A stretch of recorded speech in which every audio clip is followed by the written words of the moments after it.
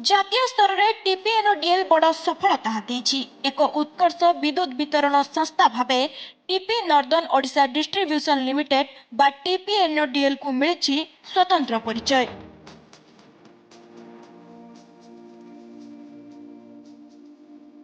ଟିପିଏନଡିଏଲ୍କୁ ମିଳିଛି ବଡ଼ ସଫଳତା।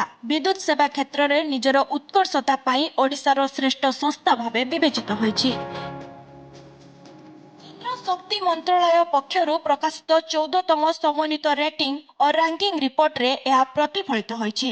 ସାରା ଦେଶର 54ଟି ବିଦ୍ୟୁତ୍ ବିତରଣ ସଂସ୍ଥା ମଧ୍ୟରୁ ଟିପିଏନଡିଏଲ୍ ସମ୍ମାନଜନକ A+ ମୂଲ୍ୟାଙ୍କ ହାସଲ କରିବା ସହ ଓଡ଼ିଶାରେ ପ୍ରଥମ ଓ ସର୍ବଭାରତୀୟ ସ୍ତରରେ ନବମ ସ୍ଥାନରେ ରହିଛି। ବାଲେଶ୍ୱର, ଭଦ୍ରକ, ମୟୂରଭଞ୍ଜ, କେନ୍ଦୁଝର ଓ ଯାଜପୁର ଜିଲ୍ଲାର ବିଦ୍ୟୁତ୍ ଆବଣ୍ଟନ ଦାୟିତ୍ୱ ନେଇଥିବା ଟିପିଏନଡିଏଲ୍ ଏଥିରେ ସମୁଦାୟ 94.77 ସ୍କୋର ହାସଲ କରିଛି। ଟିପିଏନଡିଏଲ୍ର ଏହି ସଫଳତା ପଛରେ ଏକ ବିଶେଷ କାରଣ ରହିଥିବା କୁହାଯାଉଛି। ସଂସ୍ଥା ଦାୟିତ୍ୱ ଗ୍ରହଣ କରିବା ପରଠାରୁ ବିଦ୍ୟୁତ୍ ଯୋଗାଣ କ୍ଷେତ୍ରରେ ସମଗ୍ର ଉତ୍ତର ଓଡ଼ିଶାରେ ବେଶ୍ ସୁଧାର ଆସିଥିବା ଦେଖିବାକୁ ମିଳିଛି। ବିଶେଷ କରି ଅତ୍ୟାଧୁନିକ ତଥା ବୈଷୟିକ ଜ୍ଞାନକୌଶଳ ବିତରଣ କ୍ଷେତ୍ରରେ ସଂସ୍କାରକୁ ଅଧିକ ସଂଗଠିତ କରିଛି। ସେହିପରି ସମନ୍ୱିତ ବାଣିଜ୍ୟିକ ଓ ସଞ୍ଚାରଣ କ୍ଷତି ପୂର୍ବରୁ 25% ଥିବାବେଳେ ଏବେ 12%କୁ ଖସିଛି। ସେହିପରି 5500 ସର୍କିଟ କିଲୋମିଟରରୁ ଅଧିକ ନୂଆ 11 କେଭି ଲାଇନ୍ ସଂଯୁକ୍ତ ହୋଇଛି। 653 circuit କିଲୋମିଟରରେ 33 KV line, 2662 circuit କିଲୋମିଟରରେ ଏଲ୍ଟି line ବୃଦ୍ଧି ହୋଇଛି।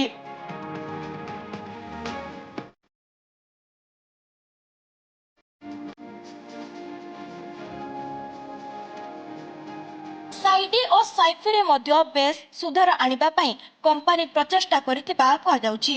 ଅନୁରୂପ ଉପଭୋକ୍ତାଙ୍କ ସଂଖ୍ୟାକୁ ଦୃଷ୍ଟିରେ ରଖି 10,700ରୁ ଅଧିକ ବିତରଣ ଟ୍ରାନ୍ସଫର୍ମର ଓ 68ଟି ନୂଆ ପିଟିଆର ସ୍ଥାପନ କରାଯାଇଛି। ଅତ୍ୟାଧୁନିକ ପାୱାର ସିଷ୍ଟମ କଣ୍ଟ୍ରୋଲ ସେଣ୍ଟର ଅବା ସ୍କାଡା ଦ୍ୱାରା ପିଏସ୍ଏସ୍ ଗ୍ରିଡ୍ ଗୁଡ଼ିକ ସଞ୍ଚାଳିତ ହେଉଛି। ଫଳରେ ବିଦ୍ୟୁତ୍ ବିତରଣ ବ୍ୟବସ୍ଥା ଅତ୍ୟାଧୁନିକ ହୋଇଥିବା ବେଳେ ବୈଷୟିକ ତ୍ରୁଟି ସଜାଡ଼ିବା ପ୍ରକ୍ରିୟା ସହଜ ଓ ସରଳ ହୋଇଛି।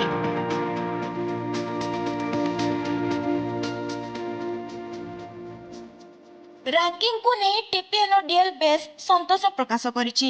ଗୁଣାତ୍ମକ ବିଦ୍ୟୁତ୍ ସେବା କାରଣରୁ ଏହି ସଫଳତାର ହକଦାର ହୋଇପାରିଥିବା ସଂସ୍ଥା ପକ୍ଷରୁ ଦାବି କରାଯାଇଛି।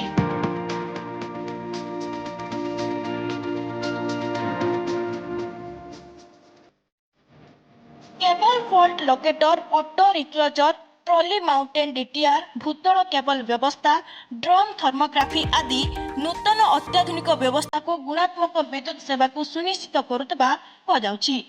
बड़ कथा हेउछि पूर्वरु विपदजनक स्थिति रे थिबा विद्युत सबस्टेशन और ट्रांसफॉर्मर गुडिकर एबे रूपांतरण होछि। पशु पक्षी पिला छुआ केही जेमिति एहार संस्पर्श रे न आसीबे से नै व्यवस्था कराଯାଇଛି।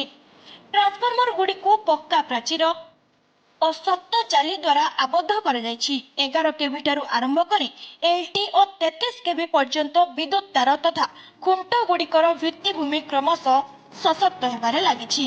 ए सबुर रक्षणाबेक्षण पई स्वतंत्र टीम कार्य करुछि।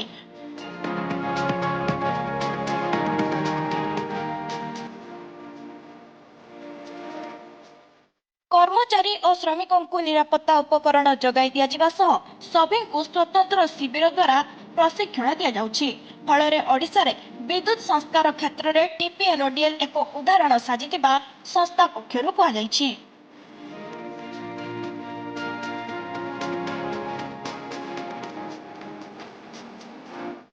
सफलता को नहीं टीपीएनडीएल मुख्य कार्यनिर्वाही अधिकारी गजानन काले खुशी व्यक्त करिसंती।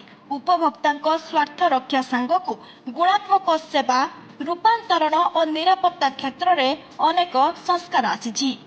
तेबे समस्त कर्मचारी, उपभोक्ता और सरकार सहयोग रे यह संभवपर होई पारिथिबा प्रकाश करिसंती। पूर्व भली संस्था उपरे भरोसा और विश्वास रखिबाकु से अनुरोध करिसंती। Bureau report, rising Utkal.